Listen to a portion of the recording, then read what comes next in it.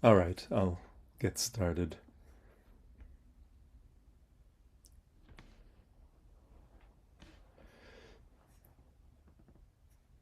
Um, just a sec.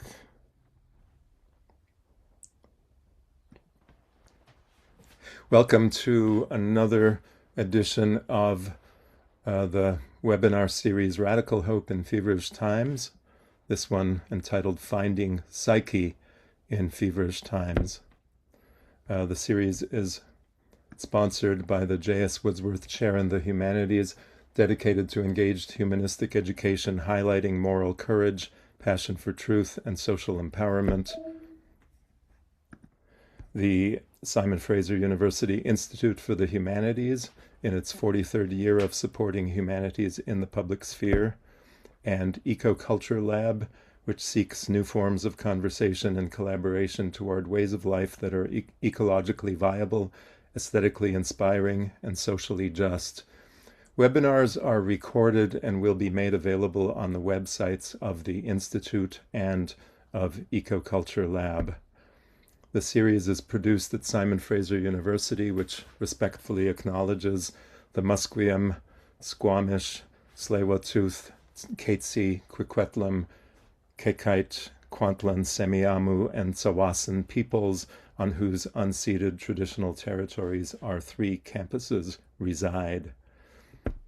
My name is Adrian Ivakhiv, and I will be hosting this edition, and this week we feature three presenters: Andy Fisher, Hilda Fernandez-Alvarez, and Joshua Brahinsky, followed by a discussant, Clint Burnham, and open discussion and Q&A by all of the speakers and the public. If anyone has any questions or comments, please put them in the chat, and we will render them to the speakers. Thanks again for joining us, and with that, I will pass things on to our first speaker, Andy Fisher. Andy. Hey, thanks, Adrian, and hi, everyone. I'm going to start with a territorial acknowledgement of my own from where I'm sitting. So I'm speaking to you from the Ottawa River watershed, or the Valley of the Kitchissippi, to use the language of the Algonquin Anishinaabe, who've never ceded their territory, never ceded their jurisdiction in these lands, which was colonized in the 19th century as a timber frontier, among other colonial imaginings. So ecopsychology is about our relationship to the land. So the history of this relationship, it's really a key topic for the field. And these territorial acknowledgements then take on a specific significance, which is why I wanted to make at least a sort of brief acknowledgement of the ongoing political authority of the Algonquin people in the lands where I live, in the eastern forest of this continent. So ecopsychology as a field, it's not that well known, but I've been involved with its development for a number of decades now. And my central argument has been that the defining gestures of ecopsychology make it an inherently radical project. So for today, I thought I'd share just a few words about ecopsychology considered as a radical exercise, and then offer a couple of points that radical ecopsychology then suggests about this topic of our day of radical hope in these fiery times. So I'm going to move fairly quickly, but if there's any interest in any area of my talk, then I'm happy to say more in the Q&A. And I'm going to use this simple diagram that I find sort of helpful for reflecting on ecopsychology. So I'm just going to share my screen here. Okay, so what this triangle shows is what I think of as three main disconnections or dualisms or dissociations or ontological rifts of the modern capitalist period with both symbolic and material dimensions. So ecopsychology is about this right side of the triangle, at least in the first instance, that's what it's about. Or the sort of alienation of the uh, between our minds and nature. And so ecopsychology involves cultivating all those modes of experience that are repressed or marginalized in modern capitalist worlds and in generating that split, this split right here on the right side, the split between the psyche and nature.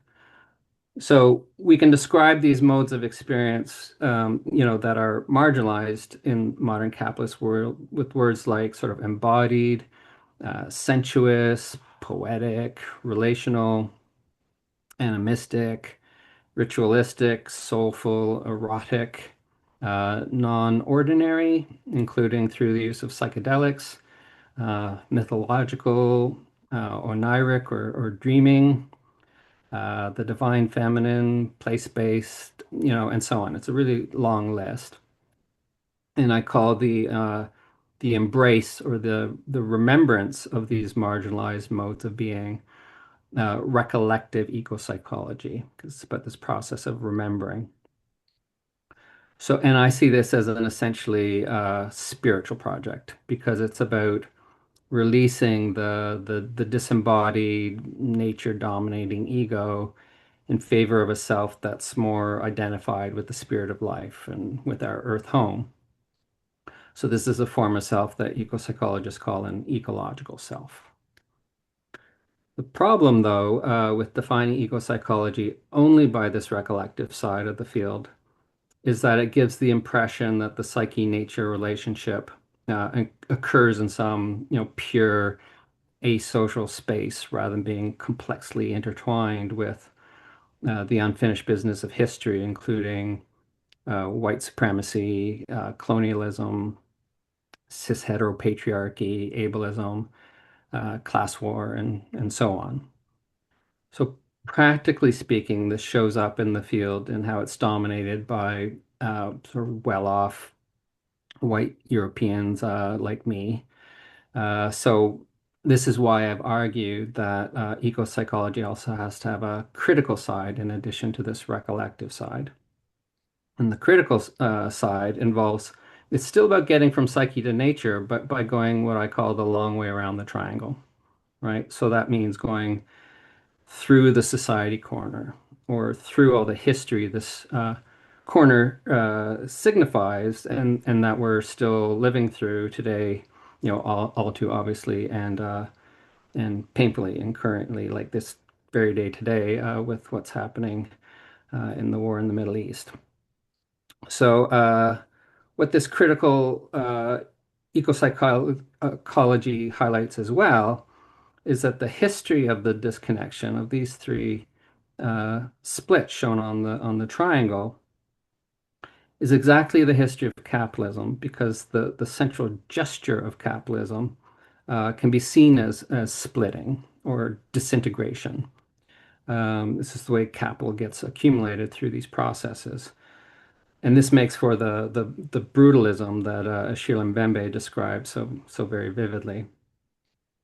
And in this fragmented world, the psyche up here gets disconnected from society and nature and appears as an isolated mind or an insecure ego that's deeply alienated or cut off from the world.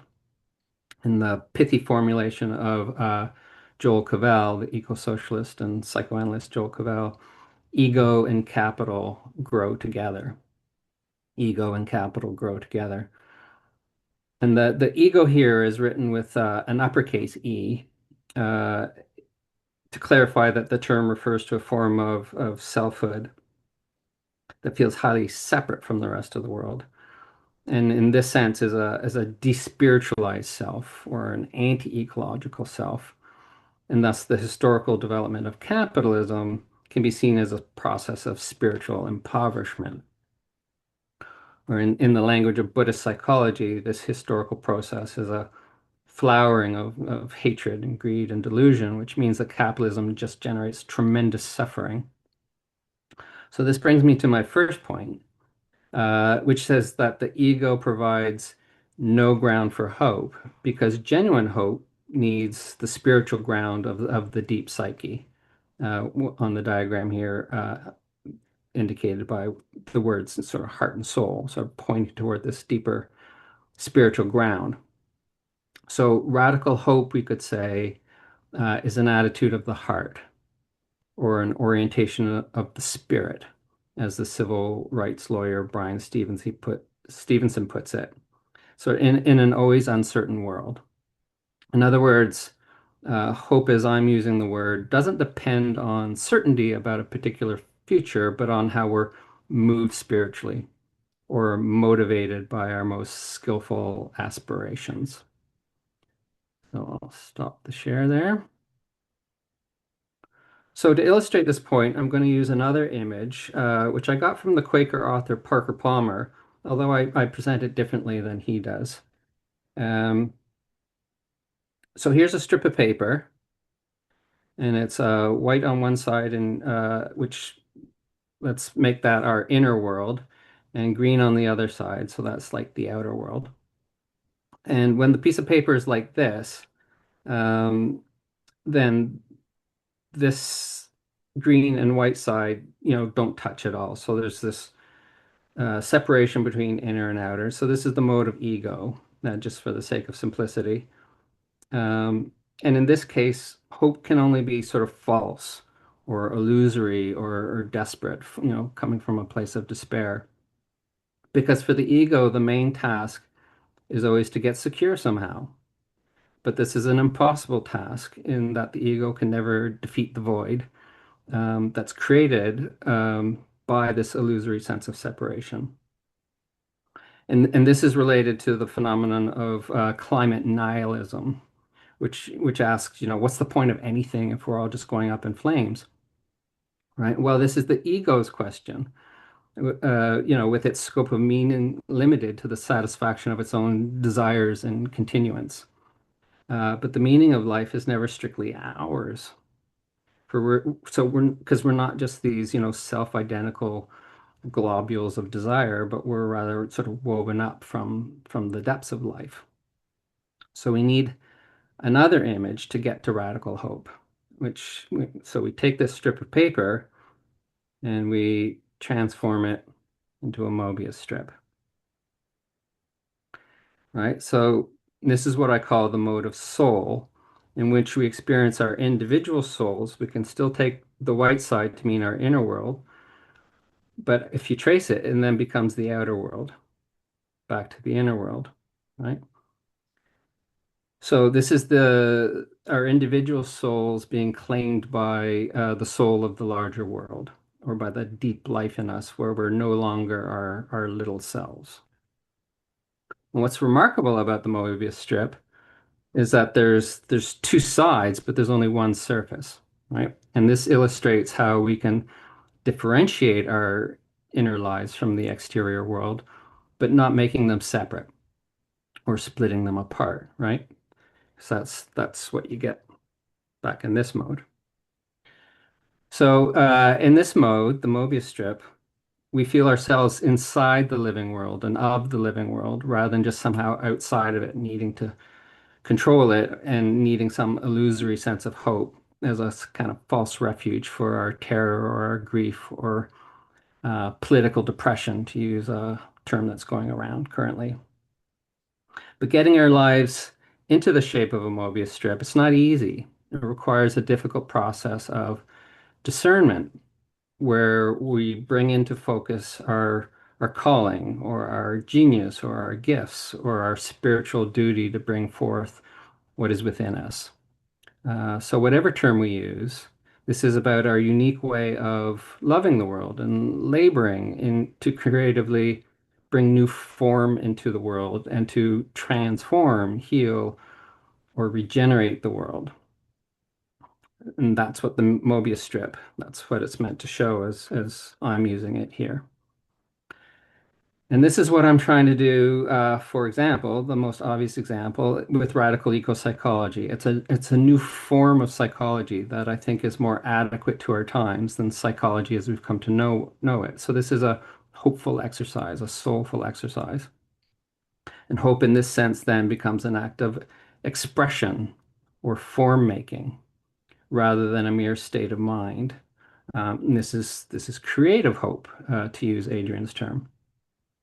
Indeed, the word uh, nature comes from the Latin natura, which means birth.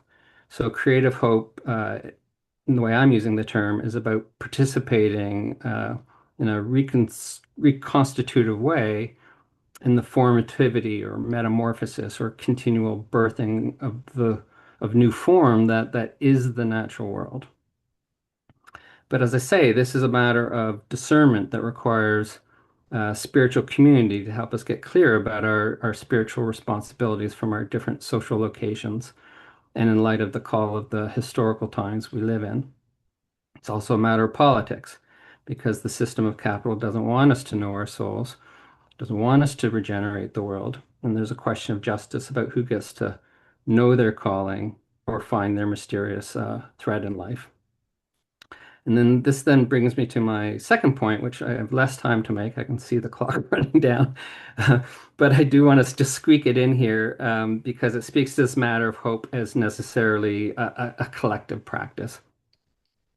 So one other thing the triangle shows is that if the rifts shown on the triangle are illusory or false, and the psyche is not disconnected from society and nature, then we have to reimagine the psyche in terms of all our socio-ecological relations, which means reimagining psychology itself. Indeed, I think ecopsychology implies making the unit of psychology not the individual mind, but rather worlds. Worlds. In this case, any human world at any scale has psychological, social, and more than human dimensions or moments. And we can then say that capitalism makes a shallow world, a soulless world, an ecocidal world, or a death world, to use Mbembe's term. In this case, the practice of ecopsychology becomes about deepening into other possible worlds by connecting these three corners of the triangle, as well as being in solidarity with the resurgence of indigenous worlds that don't disconnect psyche and nature and society in the first place. So I think this is a kind of psychopolitical project that is actually well underway, even if it's generally not recognized in the way I'm framing it. Because lots of people, lots of movements are in fact lending their hearts and their sweat to overcoming the disconnections that are shown on the triangle. Because I think, life always seeks integration. There's hope in that. So I think here too, then in collective and worldly struggle, hope can be found. So I'll end on that note. Thank you, Andy, for your rich discussion and generative set of ideas. So now we move on to our second speaker, Hilda Fernandez-Alvarez. Thank you so much for the invitation, Adrian. How do we find psyche in these feverish times? The title of this encounter says it in its urgency. Psyche comes from the Greek term that means soul, spirit, mind, or life, and is related to the notion of breathing life. How do we find the breath of life in a world adamant to embrace the death drive? The times we live are indeed feverish, the fever being nothing but a symptom of the structure that replicates incessantly and that has driven us into a multidimensional wicked conundrum, a true clusterfuck, as Burnham calls it, or an end-of-the-world scenario, as Danowski and Viveros de Castro calls it. How do we find the soul and spirit in these times? In the next 15 minutes, I'll present some ideas about revitalizing poiesis against the death drive, some fragments of which come from an article entitled Four Theses for the Apocalypse, Psychoanalytic and Indigenous Geographies of Collective Survival. And some resonate already with Andy, and I'm sure with what's his name? With Josh as well, yeah. So Various technologies have accelerated drastically in the past 50 years, and we are immersing in the algorithm, increasingly having a harder time to differentiate what information is human-made, what is AI, what is true, and what is false. As we all know, the Anthropocene is our current era, marked by the geological impact of human activity on the planet. At the same time, wars continue to spread, and the threat of World War III is in our minds. Putting their eyes on a colonial project at global scale, the ethno-nationalistic particularities of the empire seek economic growth and market competitiveness, tax avoidance of the richest, and obscene overaccumulation, alongside scapegoating of those seen as undesirable.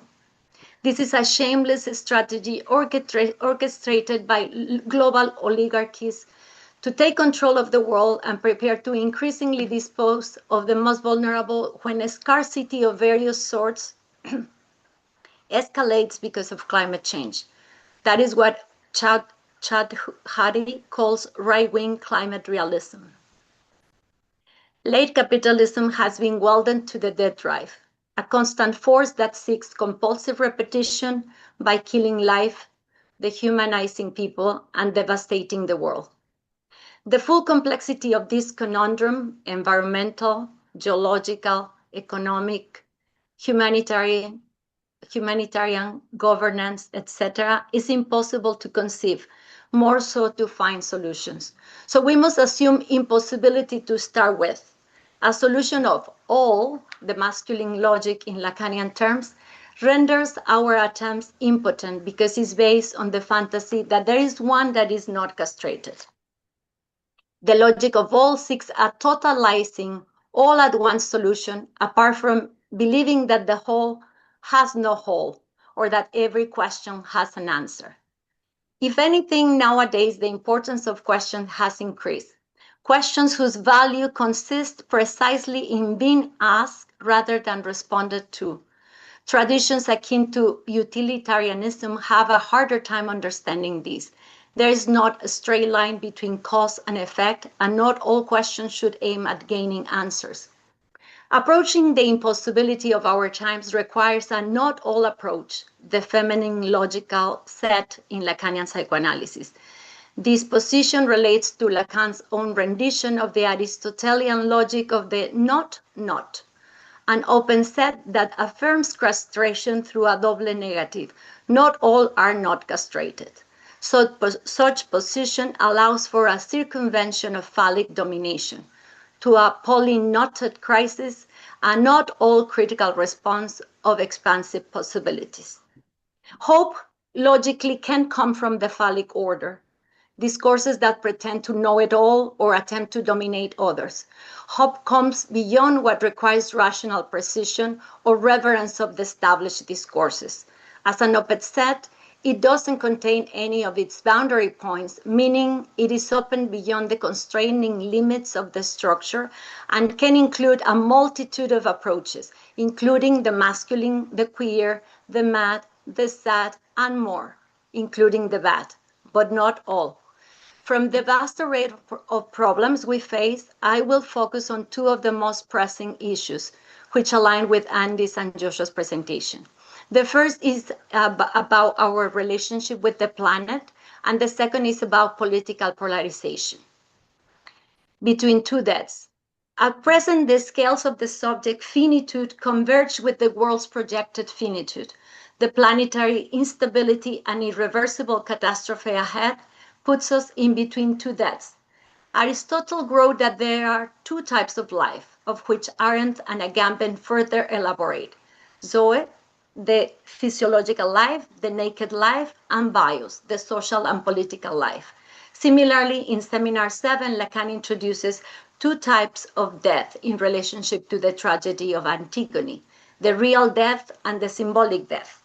In the current sociopolitical and emotional climate, locating the speaking subject and its communities in between deaths can be useful, as it signals the impasse of reconciling both scales.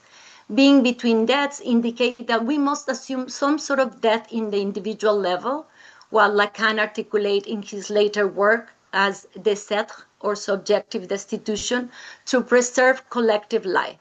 Let's give an example. Consider a frustrated and anxious musician, consumed by achievement to the point of crisis, sleepless, besieged by obsessive thoughts, drowning in stress. Much like the modern couple struggling with infertility, who finally conceive only after adopting a child and relinquishing their desperate fixation, the musician begins to reconnect with his love for music the moment he declares his intentions to quit. In both cases, liberation comes not through a relentless pursuit of gain, but through loss, by releasing the narcissistic demand to satisfy the oppressive ideals of the image of self. In whatever form, inferiority or superiority, the subject's ego believes that there is something to get at, an agalma that once achieved will effectuate the very essence of oneself. But that is the fantasy of being, one which analysis aims to traverse. The power of losing identifications to our own ego, identifications that Freud explained are sanctioned by the superego, is not a loss of existence, but a fundamental shift in how a subject can live her life. Being in between deaths doesn't necessarily lead to annihilation. It can be a point of transformation. Our musician quits music as a breakthrough from the fantasy of what a musician is, and the death of his own ideals lead him to assume his own limit and vulnerability, actualizing something of his desire. Being consciously aware of existing in between deaths leads a subject to the possibility of assuming castration of self and the other, the fact that there is no one single person that is an exception to lack, loss, failure, or death.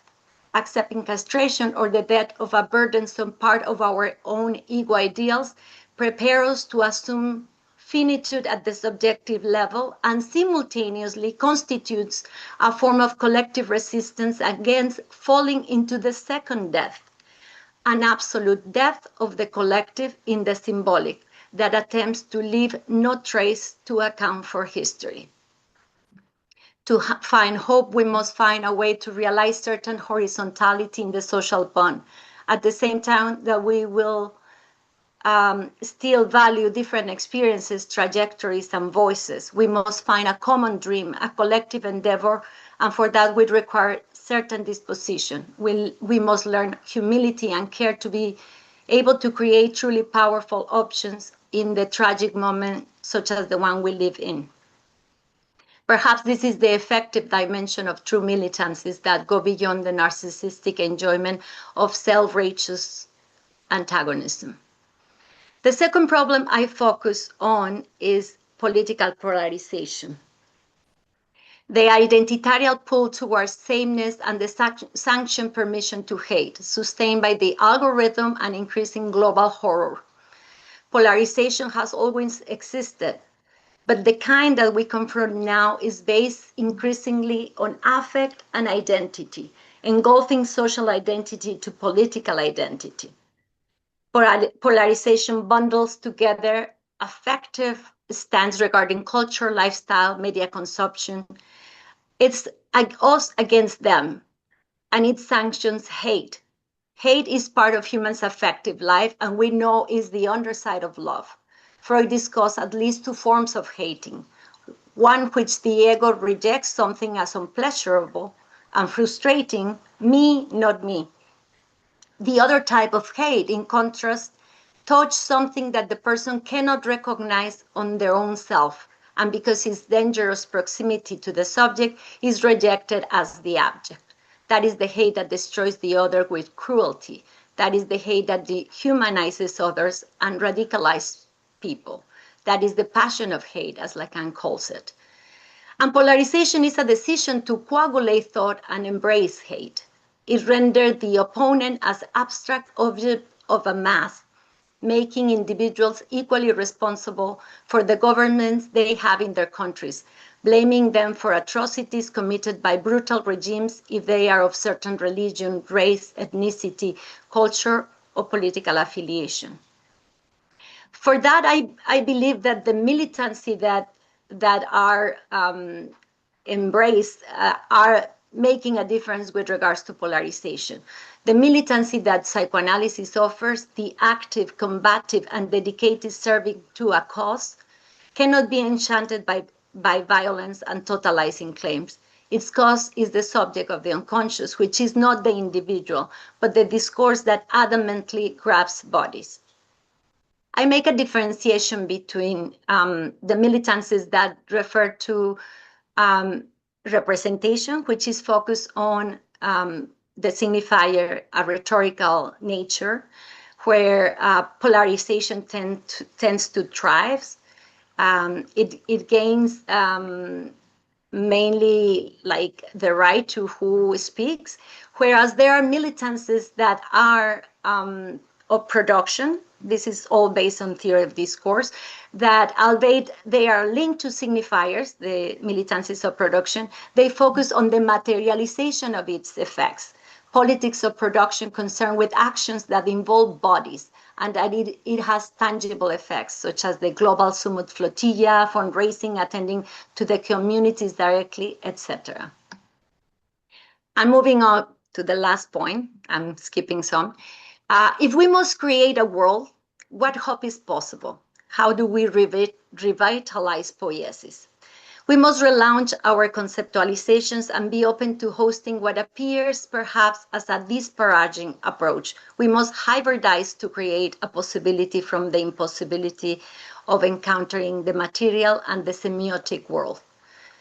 To create a new world, we must create new languages. We must learn to navigate the world with poetic sensibility to revitalize poiesis. I invite us to think of poiesis via the critical turn, which advocates to reunite science and myth, as modernity, science, philosophy, and technology has failed to account for our apocalyptic and political time. I propose revitalizing poiesis to breathe soul by learning from our dreams, by listening to madness and learning indigenous languages. Freud saw dreaming as the guardian of sleep and a necessary mechanism to retrieve from the awaking life and from the ego to restore psychic energy. Dreaming is in principle a complex work whose force resides in symbolizing fantasies, allowing the dreamer to encounter their wishes, sometimes presented as enigma, some other times as nightmares. Dreams constitute an encounter by mere chance that offers a possibility to escape from the deadly spell of trauma. Dreams, a singular yet evanescent creation, is a transmutable field where the subject encounters an enigmatic coded message from its own unconscious that can inspire to think unthought thoughts. Two, we must learn to listen into madness, as the mad subject notes their experience while inventing a new language, simultaneously communicative and poetic. Madness loosely aligns with mainstream conception of excluded discourses, such as unassimilated aspects of the feminine, neurodivergency, or queerness. And last, another example of poiesis beside dreaming and madness is found in indigenous languages. As we know, language creates the world and makes material structure. There are abundant sources that show the ways in which various indigenous languages intermingle relationships with Mother Earth and among themselves. For example, Walt Kimmerer states that, quote, only 30% of English words are verbs, but in Potawatomi, that proportion is 70%, which means that 70% of the words have to be conjugated and 70% have different tenses. End of quote. Affirming with such difference a shift of focus from things to action. One example provided by Davin Pablo Cuellar in a careful literature review refers to the subjective and intersubjective landscapes of the ancient cultures of Mesoamerica, a historical and cultural region extending from the north of Mexico to most of Central America. The Mesoamerica subject inheres multiplicity and diversity. Their language creates a singular relationship with nature among others. For example, the Toholabal language grammar requires two subjects instead of subject, verb, and object. To say, I told him, the Toholabal people say, I tell, and he listened.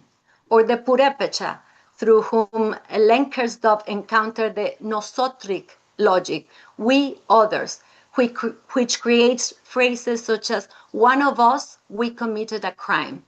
This logic is a maturing process of becoming and involves negotiating the frontier between individuality and collectivity. The last example is given by the Yonomami in the Amazonian and the way they relate to the animal world. As in their language, the animal were in principle humans who shifted to their different forms. Quote, former humans retain a human virtuality underneath their present animal, vegetable, astral, artifactual, etc. Humanity as the animal's unconscious. Close. This is Danowski and Viveiros de Castro.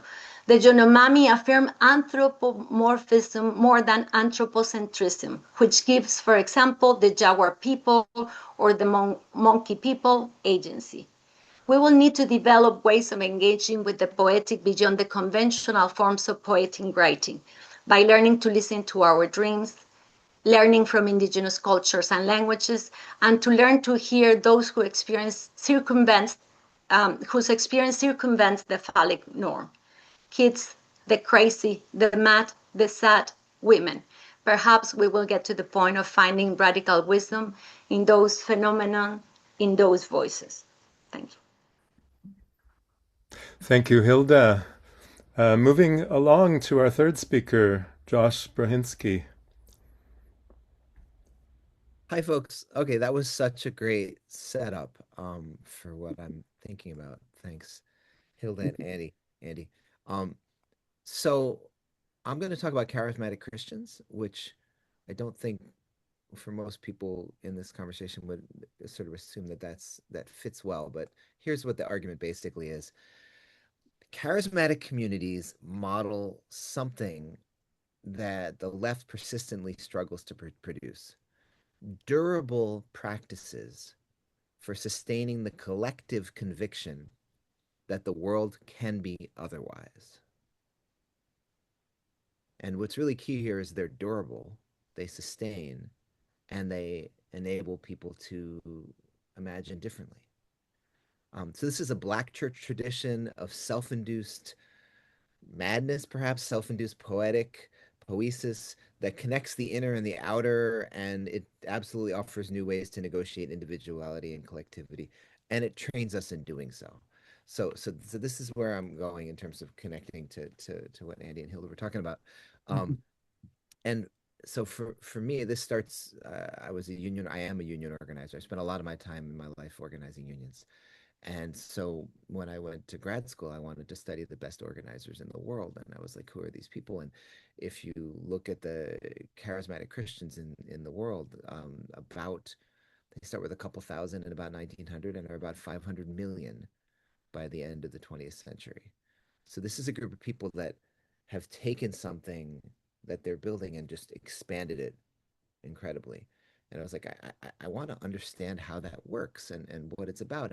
And so when you think about this process of organizing, and it includes a bunch of elements, right? And one of them is building hope, right? One of them is creating a sense of possibility. And that's the one that I was most interested in. But there's also other arguments. You could say, okay, people are doing systematic work that actually just builds connections. People are doing good messaging. People are setting important contexts and noticing like the struggles there. And there's a bunch of, like you could look at all the different kinds of arguments that people have made about how we build social movements. But the piece that I'm most intrigued about for charismatics is that they take a systematicity of practice into their own psyches and into their collective psyches and use that to build a sense of possibility.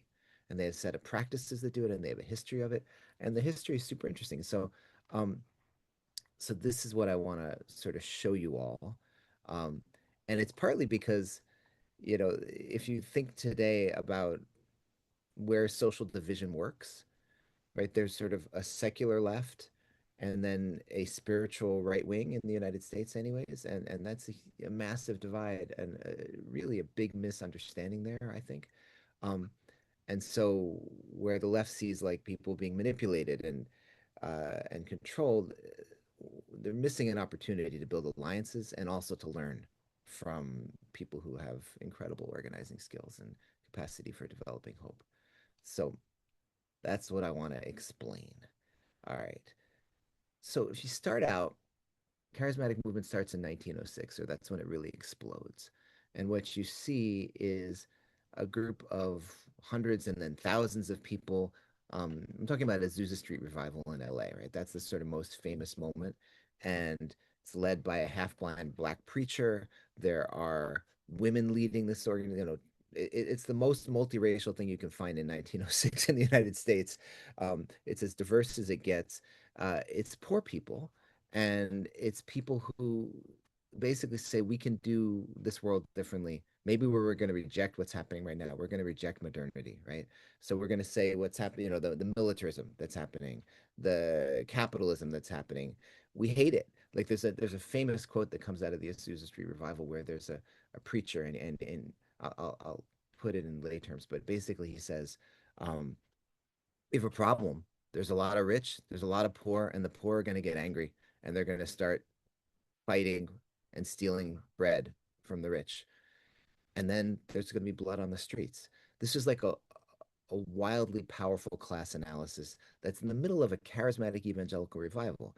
And if you know what charismatic evangelical is, it's a version of Christianity where people are evangelical so that they believe in missionary work, they believe in the Bible, they believe in Jesus, but they also experience the gifts of the spirits, and the gifts of the spirit include prophecy and speaking in tongues is the one that's I studied the most, but where people pray and go into altered states and really have a transformative experience as part of what they're doing, right? So these people are getting together in LA, and their practice allows them to meet across wild diversity and to see that the world is a mess and needs to be changed.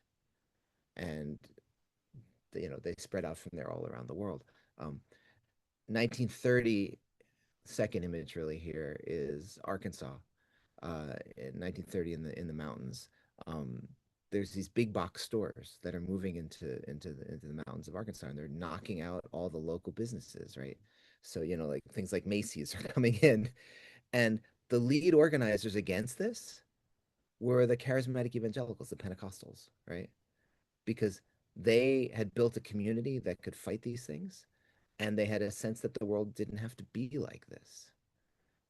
Now, the third image, and this is one where things start to really shift, is that among white evangelicals, by about 1970, because of a whole bunch of different things that I'm not going to get into here because it's way too long, um, uh, this movement is a movement that's like they've decided to no longer be pacifist, right? They'd been pacifist for the first decades of the movement, but the Vietnam War meant we're not pacifists anymore. They had stopped having any women leaders. They had kicked out all the black people in their organizations. Like the white groups had become lily white and far right.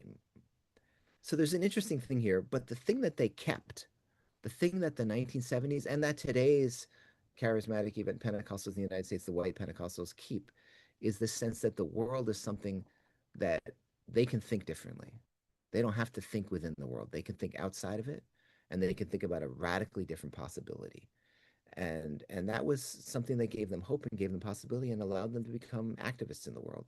So I that's the history. And then I went out and interviewed hundreds of people and said, what happens to you? Like, what is it that mobilizes this movement? Why is this movement so powerful? How do you get out in the world and do things?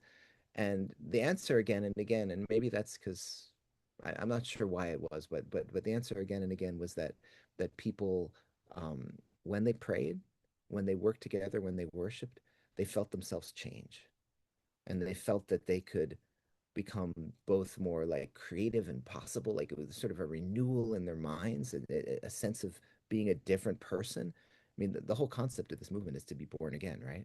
So born again, right? Just take it and turn it into an everyday practice. Can you be born again daily, right? And that's what it feels like to many people when they speak in tongues, is that they're giving up their old self and finding a new self. So they're like, yeah, I feel renewed and I feel refreshed. And somehow that renewal made it possible to go out in the world and say, I'm going to stand up in front of a church and preach. I'm going to go out in the world and fight abortion. I'm going to fight for poor people. There's different things that they did in this movement, but they felt mobilized and enabled by their practice. And they were doing it on their own and they were doing it together.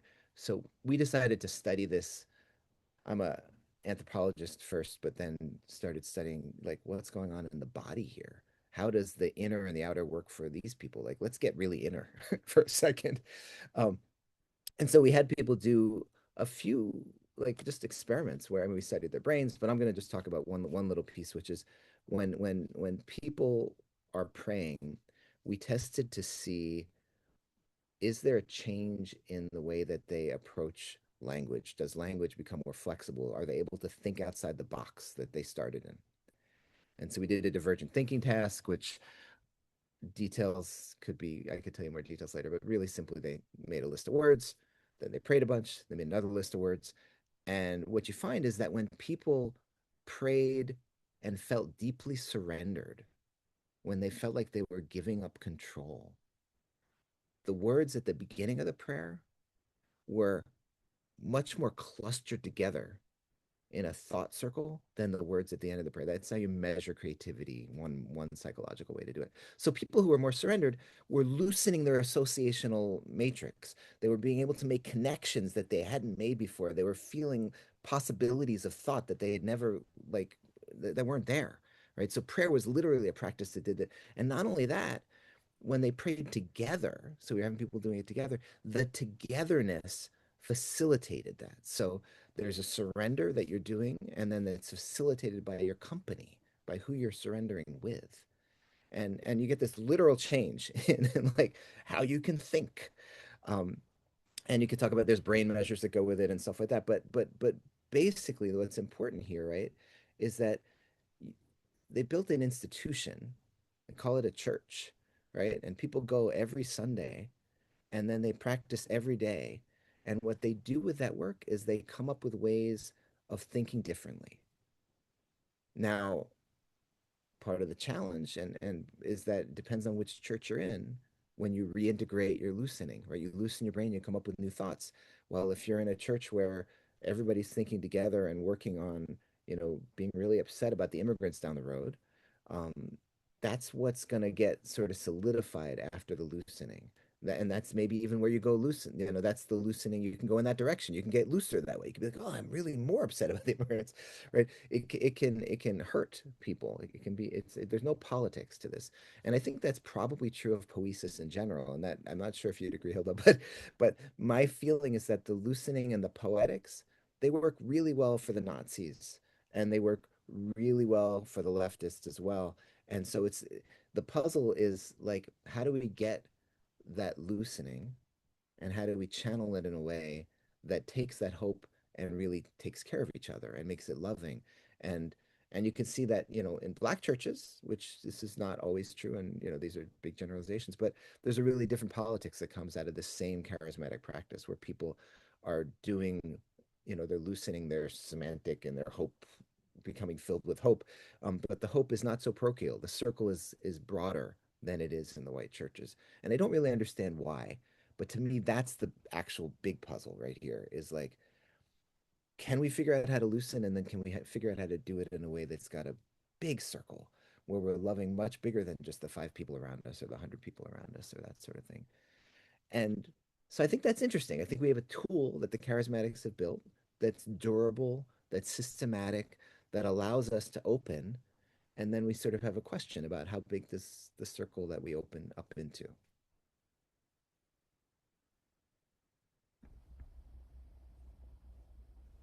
All right. Thank you, Josh. You're done, yes. Okay. Sorry, I should have said, and that's the end. But I was like, You that's left all it I could think open. of. That's the end of my thinking. Yeah, yeah. Yeah, no, you left it open for us. Thanks to the three of you. Now we pass things on to Clint. Uh, wow, that's been an amazing hour, or just short of an hour here, listening to the three of you. Thank you very much for the gift of your thinking and thinking aloud with us. I want to thank Adrian for the invitation, and to Andy, Hilda, and Joshua for your notes. I want to talk about some, I guess, some commonalities I'm seeing. My most recent book is on climate grief, thinking with the Lacanian philosopher Mario Ruti, and so I think about some of these things. And in turn, also like both about the fungibility of grief, and also, like as Hilda said, the what I've called the clusterfuck or polycrisis in a more polite form that people have been talking about since 2020, first with COVID, but also the climate disaster, anti-Black racism, and our various wars that just keep piling up. In terms of what Andy, just to sort of go through chronologically, I mean, I liked it. You started talking about the ego and nature, and then you did the long way around from the ego through the social to nature, the more critical kind of side. And I think, and the critique he had of the ego as well, I think that kind of resonated with me a lot. I would push back a bit. For me, in a very kind of dogmatic kind of Lacanian kind of sense, I think that we need to have separation and alienation, and that's part of what's constitutive for us as in terms of the human, and we can kind of get to that. But I mean, in terms of language and so on, it's more of a philosophical kind of an idea.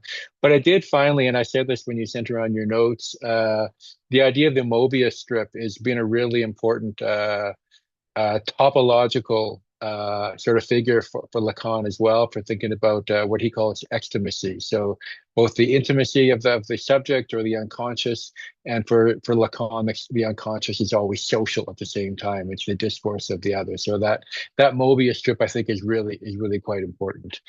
Hilda, I'm really glad to have, of course, always to be listening to you. I was thinking, don't we actually need the death drive? I think that's part of, or maybe drive is that kind of repetition compulsion is part of what makes us human in a certain kind of sense. And I think what you were talking, that idea of between two deaths, I think is a very, obviously that's been a very important kind of idea. They're going to be doing Antigone again this summer at the Bard on the Beach, so we can go and see Sophocles play and talk about it in that kind of a sense. I like your phrase, the narcissistic enjoyment of self-righteousness, or of the self-righteous militant. I think you sort of said that the enjoyment that the leftist activist brings, always pointing the finger at somebody else. And I do wonder about, this call for us to learn indigenous languages. I mean, I've been thinking about that quite a bit. And I remember being at an event when I was at an Indigenous Summer Intensive in the summer of 2019 in Kelowna. And the issue is really about capacity. Like, Indigenous communities are trying to rebuild the capacity for those languages within their communities, and who can teach it, who the students are, and so on. So I think that's a really important thing to sort of take into account.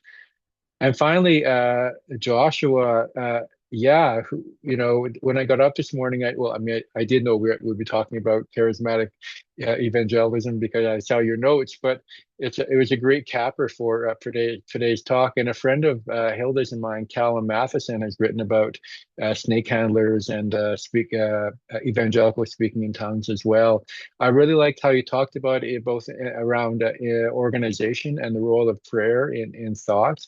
And building an institution, but also, there's that very formal idea, or thinking about this in terms of form, like what about when it leads to anti-immigration sort of politics, or and misogynistic politics, or when that great moment at the beginning of the 20th century of a kind of a diverse church becomes much more racially sort of segregated. Thinking back, of course, even in the 60s, Martin Luther King's letter from the Birmingham jail.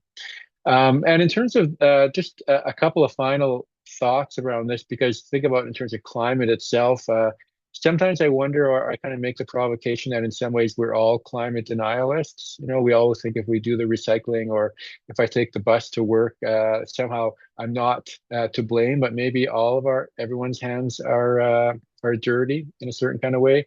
And finally, and this is something without sort of sinking into nihilism and so on, but one thing that I've been trying to think about is what we do with our grief, with our affect, with our emotions, and is grief somehow stackable or fungible? And what I mean by that is what I talk about in my book is from the summer of 2023. My friend Mari died in the spring, and that was also the summer of the worst forest fires in Canadian history. And then my father died at the end of August, and it's like, when these things come at us, can we decide which grief to pay more attention to?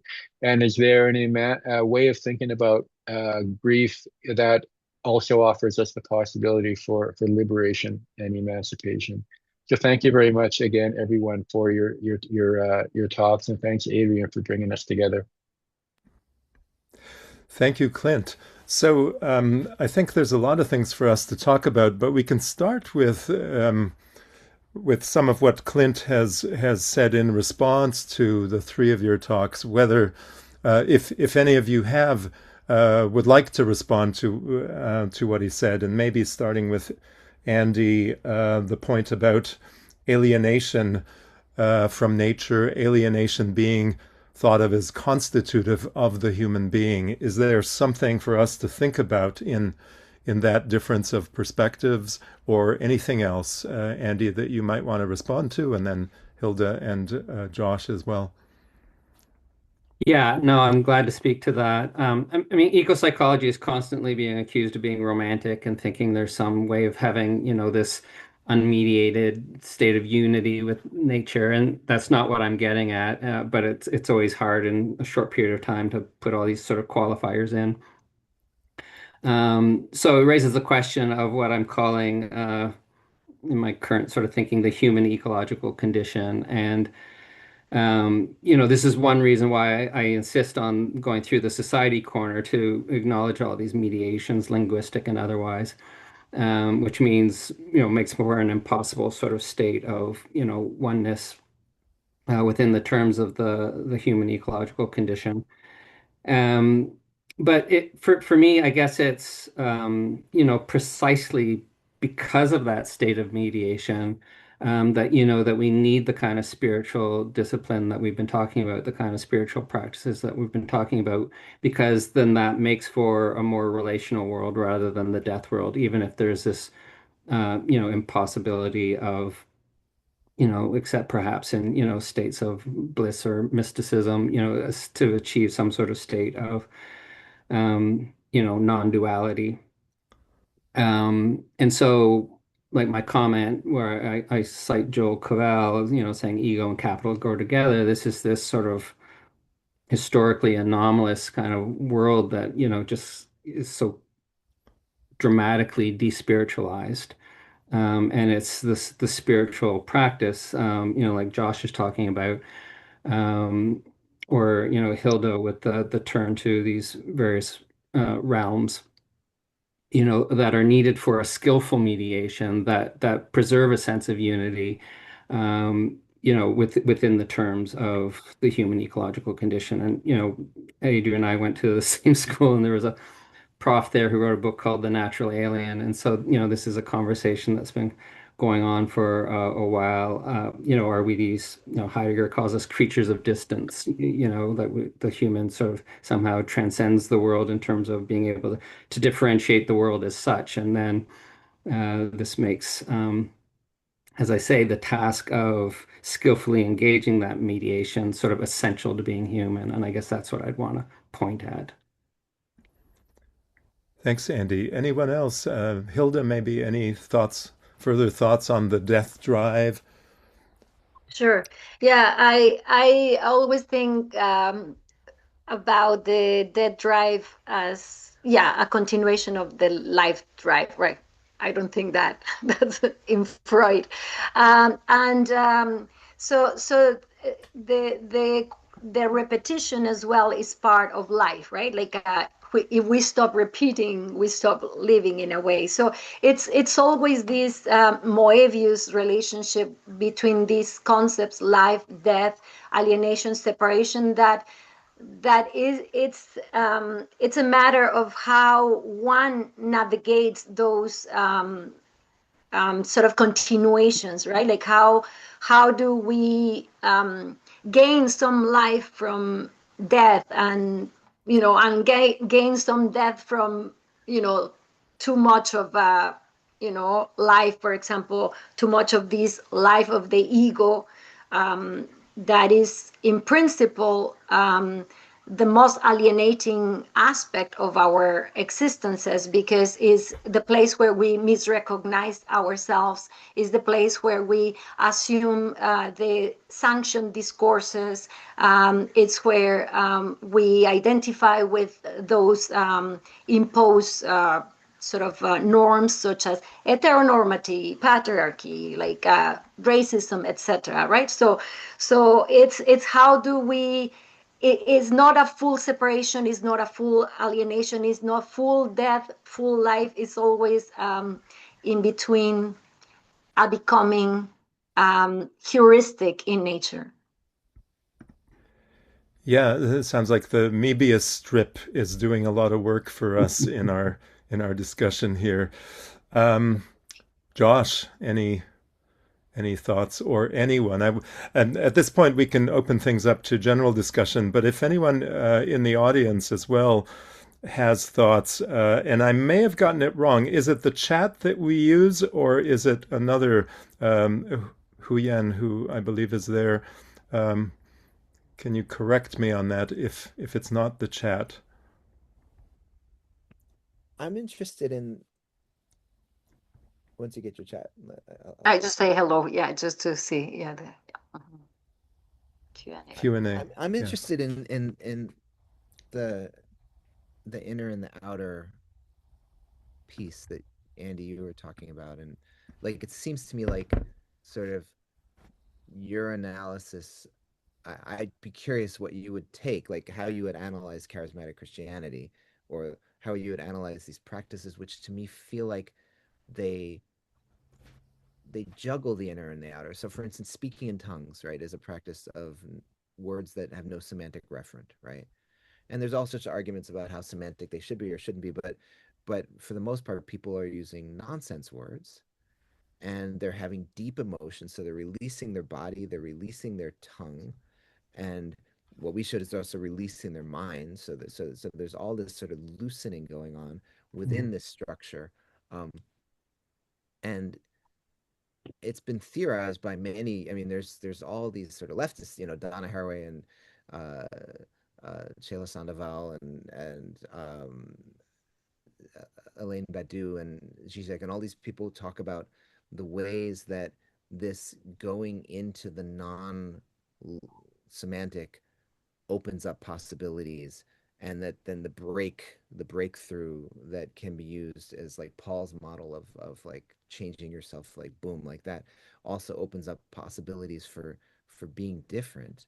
Um, and I feel like it's all metaphorical. Like on one hand, we have like this sort of metaphorical world of like inners and outers and language, and then we have these practices, and I don't quite know if they actually meet, but they look like they do to me, right? And so I'm curious if they look like they do to you, or if they, how they work with your triangle, or what are the ways that these things that I think in people's experience do give a feeling of hope. Like for my interviews, there's people saying, yeah, I feel to be made hopeful, right? Mhm. When I surrender this stuff, and you can make a psychological analysis that there's, heavy stuff and they're letting go, and so now suddenly they free because there's an inner, this is the Freudian story, but so something real is happening. People are actually feeling made hopeful, and you can see a practice happening, and then there's sort of these theoretical frameworks, and I just don't know if they actually meet anywhere, or I'm curious if it feels like they do, or if there's things that will help us to make them meet. Um, so yeah, that's my question. So shall I comment on that? Yeah. And then I'll follow you after, yeah. Okay. Yeah. We have a question in the Q&A as well.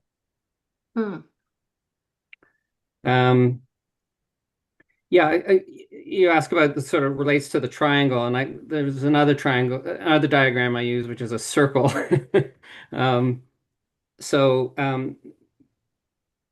the way I'd want to address the question is to pick up what you said about, this lax of politics. And so there's a moment of opening in a spiritual practice, which in my circle diagram, I'd put on one side, this moment of opening. But then how do you ground it? How do you discern it? How do you bring it into a political commitment? And so all those elements need to be, in my view, part of the practice.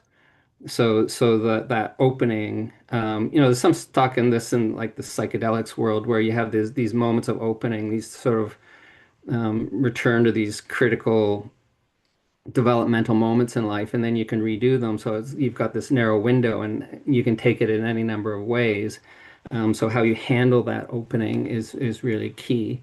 And a lot of the criticisms of like conspirituality where you've got the wellness community that goes far right is because they have a very, they have a very indeterminate politics, and it just gets captured by the rightward drift of the capitalist system because there's no more explicit and more determinate politics in which the spirituality engages.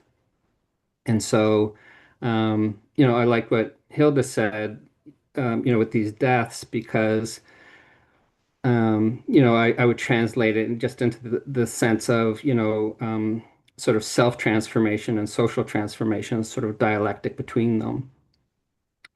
And, Josh, you sort of mentioned a more collective practice makes it more powerful, but then, what's the social transformation? What's the bigger circle, to use your terms, larger circle?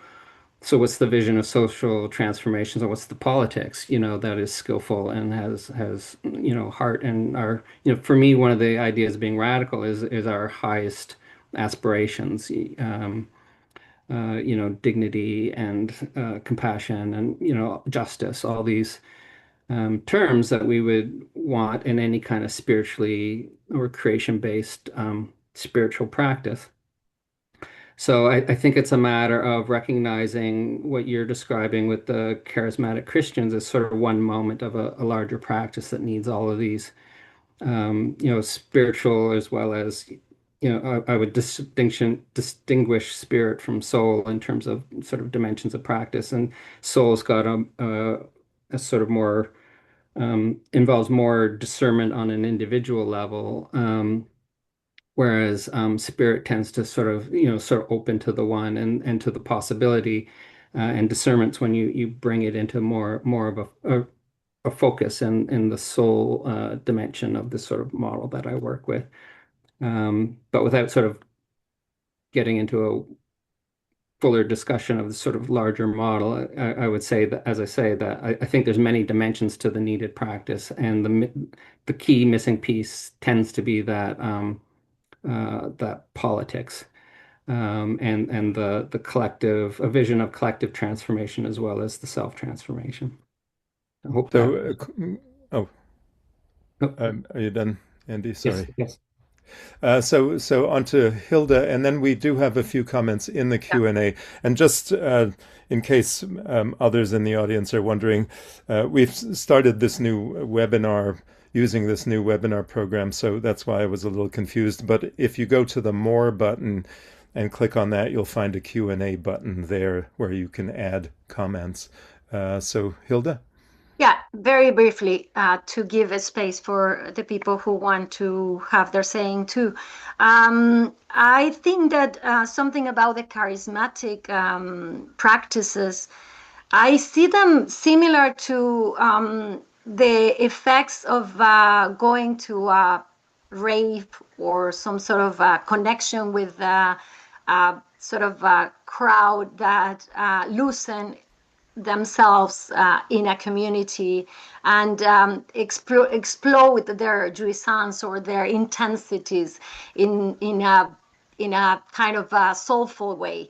But for me, that doesn't constitute anything if it is not connected to disarming the master signifier, or sort of to what extent are we charismatic singing, for what purpose, or what is sustaining God. Yeah, it is a little problematic to me, because why we are raving, well, for the sake of pleasure maybe, and that's okay, but and those aspects of jouissance and intensity are important for the political field, no question, but it has to be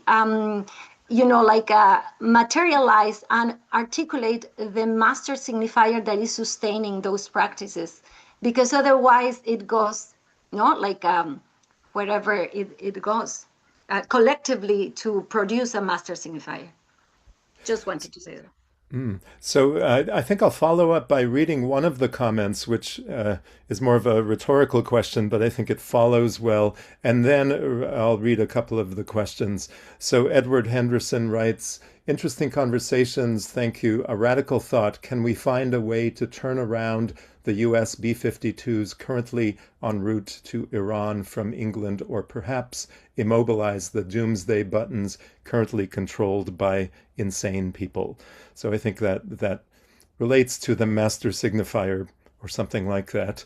But then I'll read a couple of comments posted by Anika Harding, followed by an Iranian voice. Anika writes, what does alienation look like in the environment, in nature? How can alienation lead to more connection? Because when we engage with the other, are we not engaging with ourselves? And then Anika, a few minutes later, posted, I am an environmental studies undergrad, and a lot of our work is to provide policy, the public or corporations, with solutions. I'm suspicious about placing science to the pedigree of all-knowing, but it is hard to make actual change without proof. In what ways do you see science, hard facts, or focusing on solutions as limiting? So a question about alienation and a question about the role of factual kind of information, the kind that science provides. If any of you want to take either of those.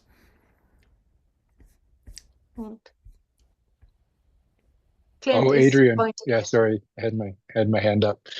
Sorry. No worries. I was just typing something in for Annika, because I mean the problem with positing science is that it feeds into the current anti-elite discourse that characterizes populism. But here an interesting kind of irony or contradiction is that climate denialists or anti-vaxxers or what have you, they often they're kind of wannabe scientists. I mean, they're always saying, do your own research. And this isn't just a bottoms up kind of thing, because we know from the emergence of doubt and other sort of studies that whether it was big tobacco or big oil, they would always set up pseudo scientific institutions as ways to counter what we would call actual sort of science in that. So science itself I guess my argument is that it has to be politicized. It can't just be thought of as this neutral, objective pursuit, but it has to be willing to wade into the fray. Thanks, Clint. Anyone else with either of those two questions? Well, I can briefly comment in that I draw on Sandra Harding's work, Feminist Scientists, on how sciences and societies are constitutive, co-constitutive, co-productive. And so if you want a different society, you need a different science.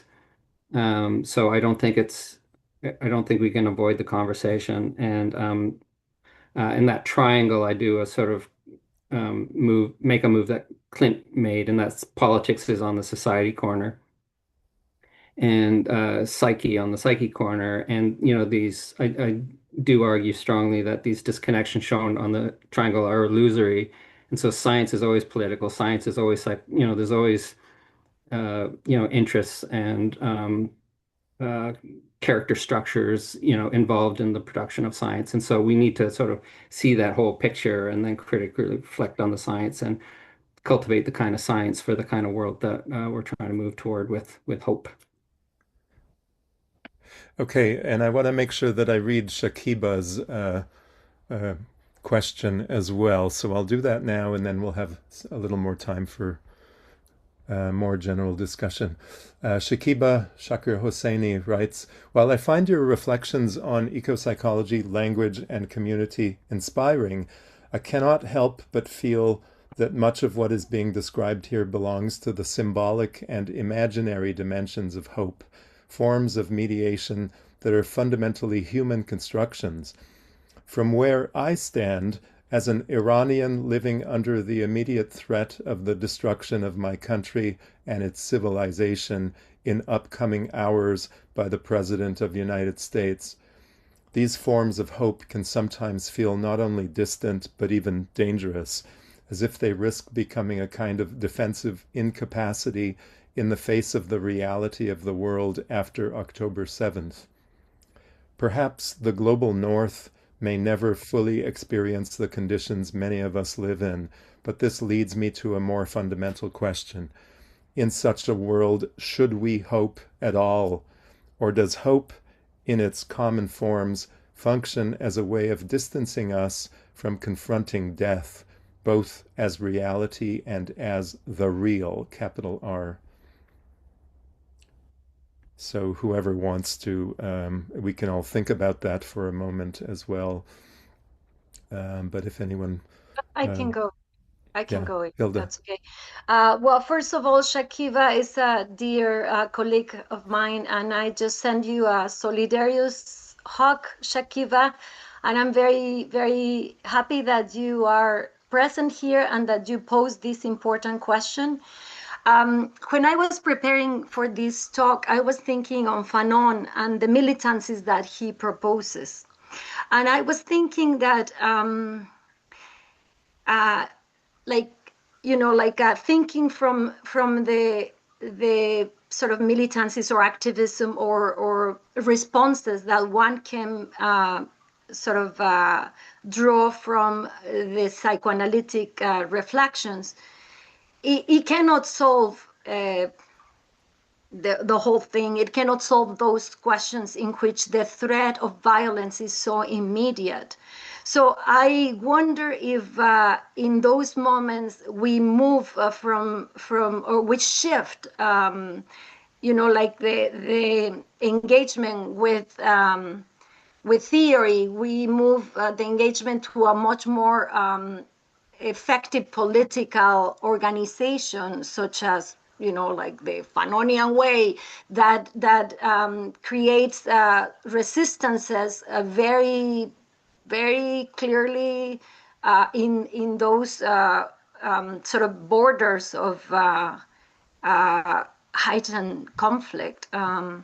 It's what I just thought, like that there's a different sort of shift, and that what we are discussing here, as you said, maybe is for those that we are not directly affecting, but that those effects of the war and the horrors that are happening everywhere have ripples in the way that we interact with each other. It's what I just occurred to me. I'd like to add to that. So I think there's two levels that I'm thinking about. One is like just historically speaking. I mean, this immediate moment. If I were to what I would like to have in this moment is I would like to have the capacity and the organization and the structure to be able to shut down our society right now and say, we call for a stop, and we have the power to do that. Right? Like that's the organizational thing. And that's what the unions in our country are working towards, right? We're working towards a May 1st general strike kinds of things. And that's what happened in Minneapolis and, March 23rd. There's actual, like this feeling of impending disaster, which is a real thing. And it's actually happening without that organization, without that ability to shut and stop or the power to face it. We're kind of stuck, right? It feels very hopeless. It feels very impossible, right? To like facing the possibility that Trump will kill thousands and millions of people in the next while. And this is to my child. Um, uh, uh, Facing that possibility that Trump will kill many, many people right now, like it's very hard to respond, right? You can respond with all sorts of theories and all sorts of potentials, and we all have them about, how we could be in a different place, but we're not in a different place, right? And so, like, at least I'm not. I don't have the capacity to say, all right, here we go, let's shut it down now. We're gonna do the thing that you do when an authoritarian takes over, and you take to the streets and you close things and you have a real response. Um, so that's one piece of like the most immediate of thinking. Uh, and so then the question is, have people had that at different moments? And if I look at like the civil rights organizing, or if I look at different moments of organizing in the history when people had that capacity, a lot of that had to do with somehow being able to build those institutions that were making connections between the spirit, between the poetic, and between the real life work. And so I'm just interested in. I think we have to think on two levels at the same time. We have to think now, and we have to think, how do we get to it different now, and how does that now become more possible? And I don't know if hope is the right word, but hope is a feeling, and feelings are part of movements, and feelings are part of what make things possible. But it might be that the word is power or possibility or the capacity to do that. But I know when I have the power to do something, when I'm in a union organizing process and we're ready to go on strike and we're all there and we're in, we feel hope. I can't help but have a feeling so I'm not quite sure where the line works, but power and hope are deeply connected, and possibility as well. So I think it's worth identifying and kind of thinking a little bit about the emotions or the affects that we've been talking about. Hope being one of them, grief being another one, and grief being one that ecopsychology often sort of dwells maybe on the grief of our disconnection from the natural world. And grief also being something that I think, nowadays it's pretty easy to feel when you feel powerless in the face of wars going on, in the face of, announced genocides, as in this morning's, and so on. But it clearly doesn't give us a sense of power to do anything. If there's an emotion that we've talked a little bit about that does give us that sense of power, it's some kind of enjoyment, which I think Josh's work tries to get at, the enjoyment of letting go and experiencing collectively some sort of power, some sort of energy, which doesn't seem political. It seems maybe escapist. From a conventional political lens. So we might think of enjoyment as in, the enjoyment that we can all relate to different forms of it, going to a concert, a festival. I just recently saw the movie Sirat by Oliver Lash, the Galician Spanish filmmaker, where this rave in the desert, which becomes a kind of a metaphor for the rest of the film, which becomes the World War III essentially, or something. So if enjoyment tends to be escapist, what about anger?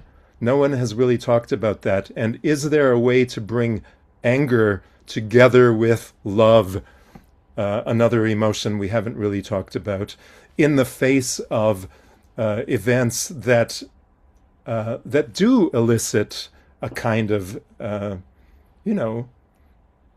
anger? Where does that sit with us today? Anyone? Andy, Hilda, Josh? I was just thinking in the different emotions you listed: hope, grief, anger, but also the anxiety, like Lacan says, is the only affect that doesn't deceive. And anxiety is like the whole kind of theory of anxiety is very interesting, because it works almost as a force that moves the subject into needing to act with an increasing kind of level of difficulty. That's why we get anxious, right? Like when we are in need of doing something, and sometimes, as you said, anger can be like a way of powering up, like a legitimate anger, right, against like what is happening, and gathering that energy towards organizing. As Josh said, I have no idea how to do that, and I I was thinking when we were talking, responding to Shahiba, that it's such a strange time. We are talking here, and someone is over there, right? Like in real time, with circumstances that we know through our screens, but we are not living so like embodied in there. So how tremendously challenging time to even think about what we can do, right? Like, or how can we express solidarity in a field in which the threat is it's a completely different stake from the things that we have been discussing here. So just to say that, yeah, it's a very challenging, and and I think that the only solution, like, it's collectivity in a way, right? Like organizing with others to think about possibilities, as we said, right? Hmm. When you said love and then you said anger, I mean, I think of love and rage as these two things that somehow fit together. At least they fit together in anarchist theory, but I think they fit together in somehow what it is to live. The I mean, the charismatics that I talked to, they would say they're loving. They wouldn't say this is joyful. They would say joy is part of it, but love is the center of it. And they would say that their love creates urgency, and that somehow this sense of passion and love and surrender literally feels like urgency, literally feels like I must act, I must do, I must be in the world and do things. I don't fully understand how that works, but I think it's a really interesting puzzle to see. And then as a group of people who feel urgency together, they then act very effectively. I'd love for us to feel the urgency. Um, and I think this question of the sort of degree to which this is escapist or apolitical, or what is, how do these things, I don't think it's at all clear. Like it's absolutely confusing to me how you can have urgency and love and then also have that, like, how sort of ideological structuring shapes those into certain channels and not other channels, and different histories make it different. But it is a possibility, right? We know that we can do these things. We can do them through Christian forms. We can do them through other forms. There's many forms of figuring out how to become possible. And then the question is, can we take that urgency and actually use it? Those feel, yeah, there's just a bunch of puzzles there. Sorry, that's not an answer.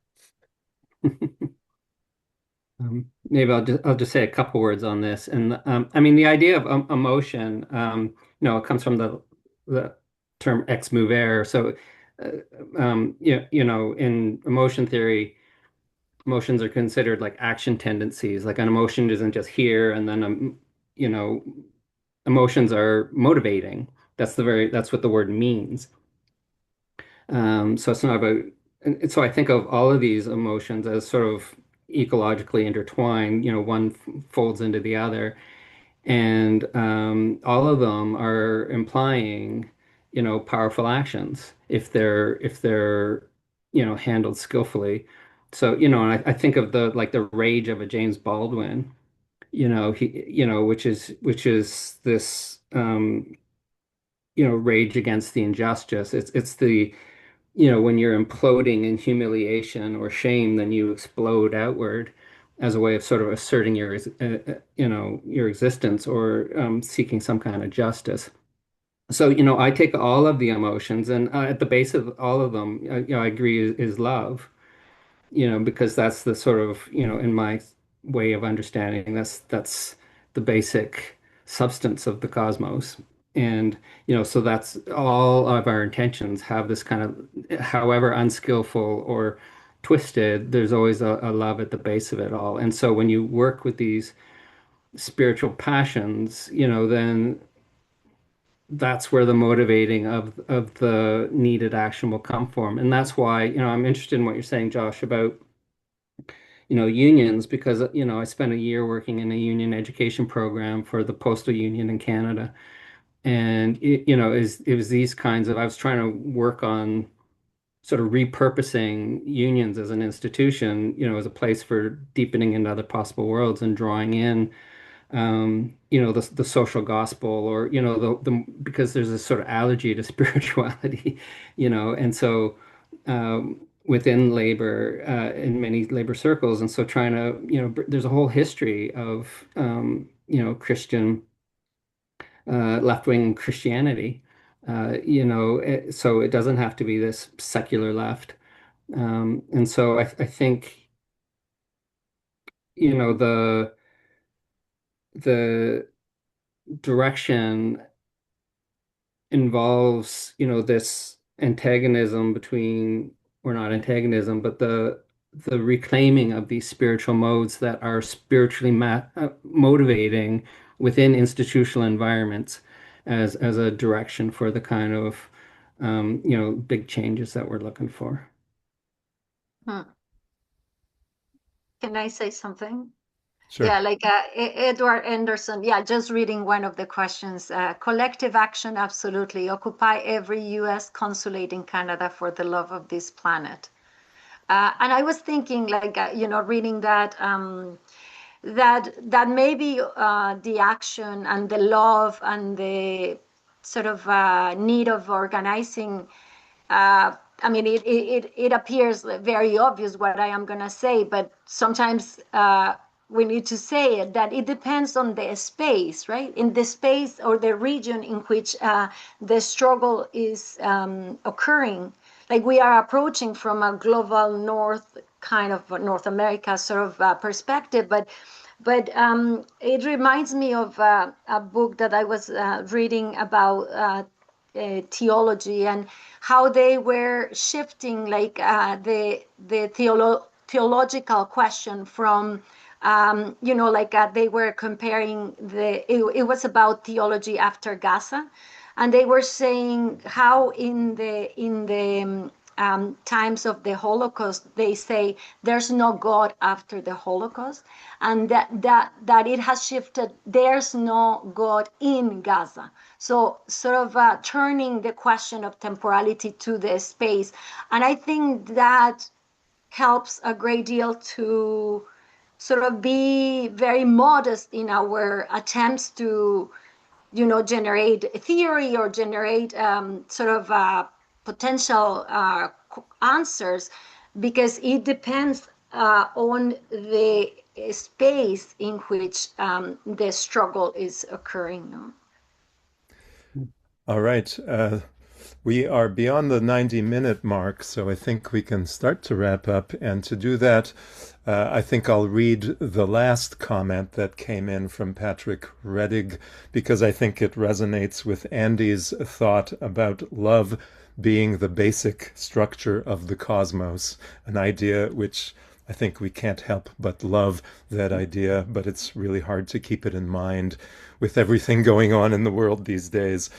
So I'll just read this. Anger and its role here seem to remind me of the original fusion between the life and death drives in Freud, but it also reminds me of further analogies, specifically the Schwarzschild radius in stars, the amount of energy required to be continually exerted to prevent collapse of the star. The amount of energy required to be continually exerted to prevent collapse. A refusion of anger and hope may be necessary to provide enough energy to prevent collapse, despair, and giving up. So I think on that note, thank you, Patrick, and thank you to all the speakers. Clint had to leave a few minutes ago, but Andy, Hilda, Josh, and everyone who joined us today, and who added comments. I didn't read all of them. This is recorded. It'll be up in a few days on the Institute for the Humanities website and the Ecoculture Lab website. Thanks again, and stay in touch if you would like to know about future webinars. You can sign up on the same page where you registered. So thank you again, everyone. and not sure what to wish us for the rest of the day. Have a great day, and let's hope for the best. Thank you so much.